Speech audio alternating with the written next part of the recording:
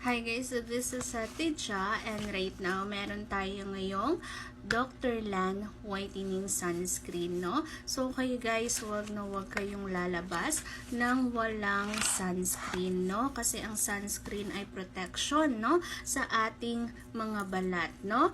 Oo.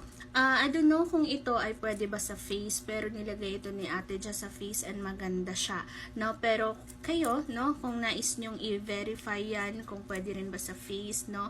Oo, so itingnan nyo na lang, no? Pero, ang masusure ni Ate Ja ay pwede ito sa ating body, no? Oo, so, sige, itatry na natin ito. Ayan siya guys, okay? And, papahiran lang natin dyan. Meron siyang parang brightening effect, pero hindi siya yung sobra, no? So, pwede siya sa morena.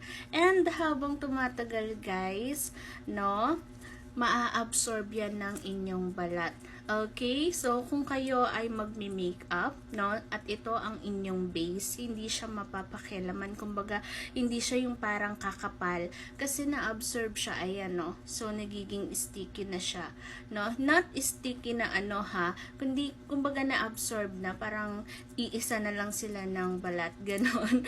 Oo. So, napakaganda nitong Dr. Lan na ito, no. And also, pwedeng-pwede nyo siyang ilagay sa makeup bag, no. Oo, sa travel bag. Ayan, so maganda siya, no? Again, kung gusto nyong bumili nito, meron tayo dyang link, no, sa ating basket, no? And kung gusto niyo naman mag-direct mismo sa kanilang account, pwede rin. Okay? Okay, so again, this is Dr. Lan Sunscreen or Whitening Sunscreen. Okay? Okay, sin lang. Thank you, bye!